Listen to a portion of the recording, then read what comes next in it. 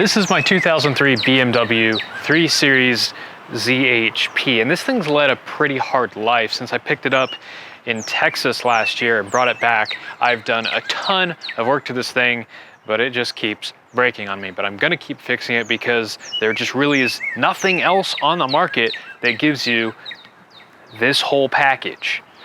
And what's really frustrating is you'll remember a few weeks ago, I didn't record any audio of myself replacing pretty much the whole cooling system here. And the thing that's broken is one of my brand new parts. And I can show you. So last week I was driving my BMW, having the time of my life, just coming home from work, and the low coolant light came on. So I came here, parked it, and when I checked the coolant, and let me just verify here real quick, it is not low. If you've got a little leak somewhere, you can get kind of aeration in the coolant, and you can get false positives that will make the sensor think that it's actually low. And what I've been able to identify here using my super cool pressure testing kit, which I will now show you. I've been a fool, it is the yellow. Okay, I've got my cap on, I've got my little hand pump here, and now I'm going to pump this up. This cooling system, I believe, is supposed to hold 1.5 to 2 bar, and I think a bar is like 12 point something PSI, 14 point something PSI. So it should be able to hold right about 28-ish pounds of air pressure. And what it does is it kind of uses that pressure to change the boiling point of water, physics, etc. So I'm just gonna pump this up. Okay, I've made it to about 1.5 bar, and I hear noise from here.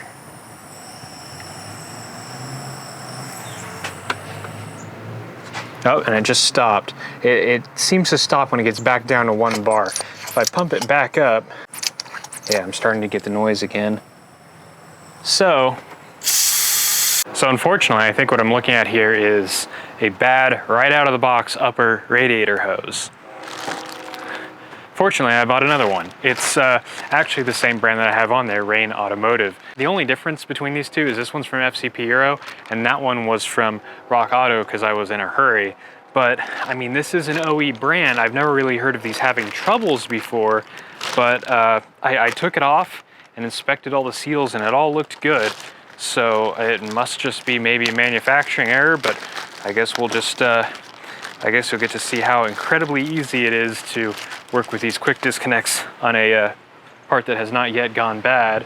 You can see what these hoses have is in here they actually have a rubber O-ring, and I don't think it's actually like a round O-ring. I think it's got a D-shaped cross section, and you've got these springy bits here, which so if you pull this out, those springy bits aren't there anymore to catch on the barbs on the water pump or what have you, and then you just push this back and there it is, ready to lock into place. And then of course you've got 2 on this end and 1 on this end, and that just goes in the car. So in order to get this done, looks like I'm gonna have to take the lid off my airbox, which is always kind of messy just because this, I haven't replaced my power steering system yet, but then it's just pull that off, pull that off, pull that off, and wiggle it out, and there you have it, new one ready to go in. And of course I've got some coolant to top this off because I'm sure we're going to lose some in this process, and then I'll have to bleed it again. But hey, it's all part of BMW ownership. You don't get this driving experience for free. Ain't that the truth?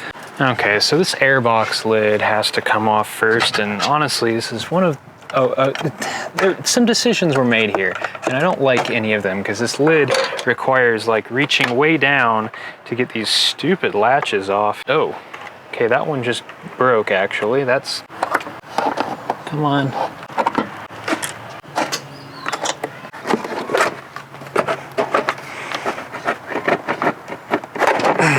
Honestly, this stupid airbox lid is half the reason that I just want to get an eBay cold air intake.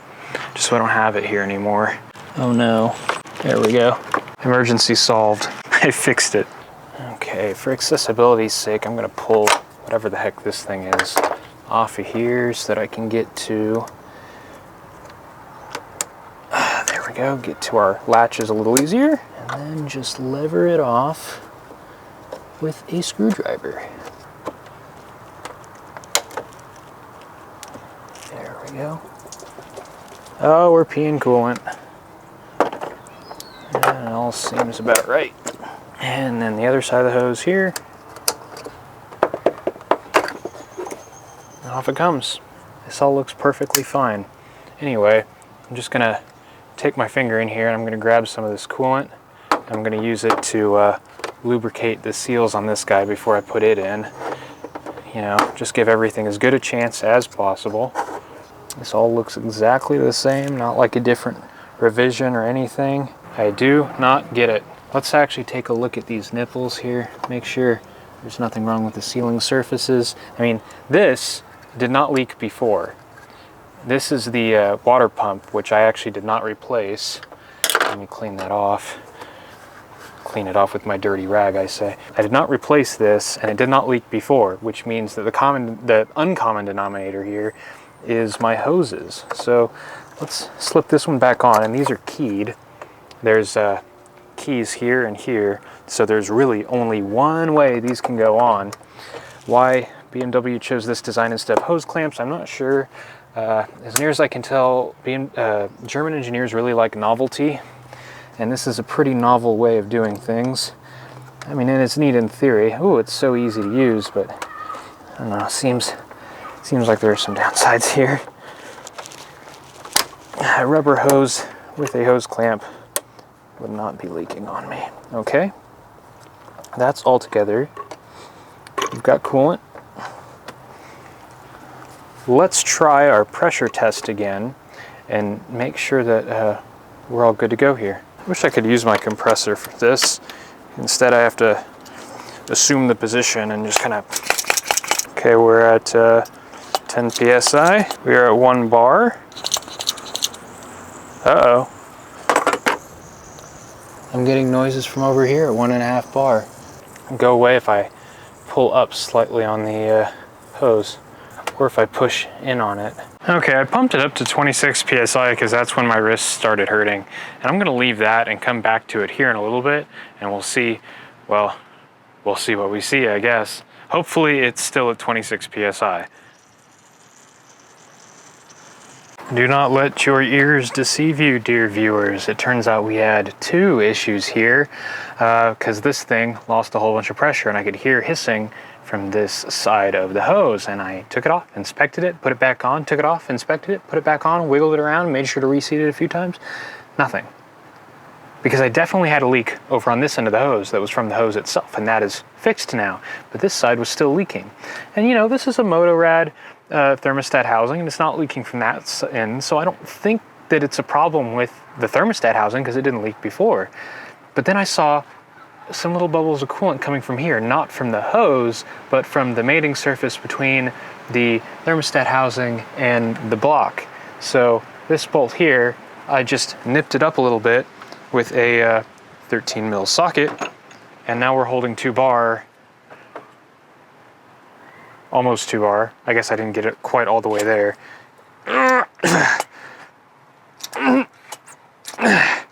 Yeah, we're holding about 2 bar pretty much without any problems. So I'm going to leave this and put my sockets away, and then we'll come back and yeah, hopefully that still says 2 bar.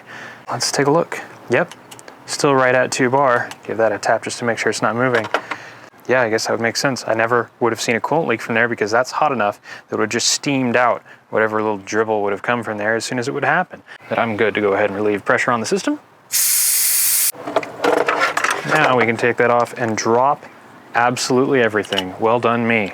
My handy dandy testing kit that has already paid for itself. Thank you, Harbor Freight.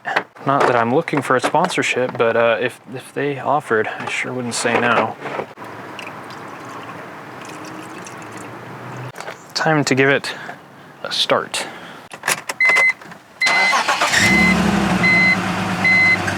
That was an unhappy startup. And we have our wet pulley making all of its fun noises. I'm not gonna lie to you guys, this car is a pain in the ass. And when I got it, it had a huge list of stuff that needed done. The suspension was sitting all weird. It was making some funny noises. You know, every light on the dash was on.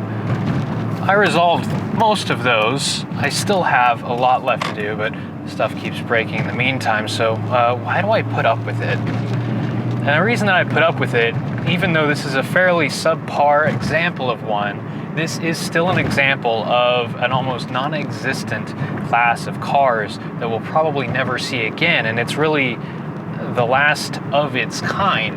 Oh my God.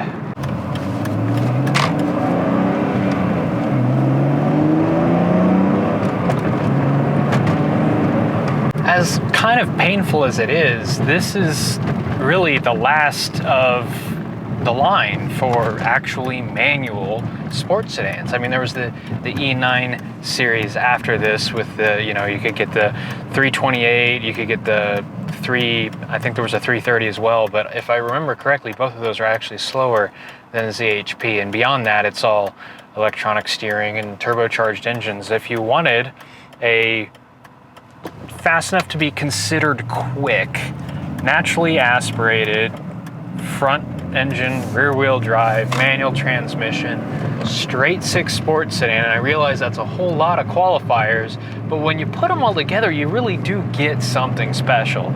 The Lexus IS300 tried really hard to be one of these. It fell really far short of it too. This is one of the only cars I've driven that combines relative comfort with a driving experience that just feels special. A bit like my Miata, you know, you just kind of feel like this car was designed with sporting purposes in mind. Even though it is, you know, at its core, it's a German Corolla, really. I don't think these are nearly as highly regarded in Germany as they are in my mind. But I just absolutely love driving this thing. I get in it and it feels right. The sport seats have the right amount of bolstering. The steering has the right amount of weight to it. The electronic throttle does not feel laggy like a lot of them from this era. Ford, I'm looking at you. What were you doing on the S197? That thing's garbage. It's like a half-second delay between pedal inputs and anything actually happening.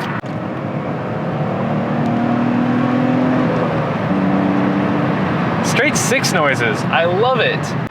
And it was way too fast, actually. Need to tone that down a little.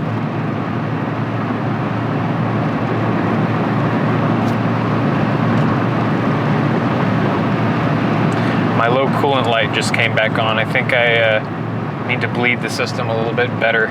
I'm sure it's fine. It's exactly what I want from a car. And so I am going to throw so much bad money, or no, I have that backwards. I'm probably gonna throw so much good money after bad with this thing, but I don't even care. There's no value proposition here. I'm not trying to ever sell this thing. This is a car for me. This is a forever car, because this is something that I saw back when they came out in Need for Speed Most Wanted. There was the M3 GTR, and I thought that thing was absolutely the tits. Okay, this is a decreasing radius on-ramp. Thanks, Wichita.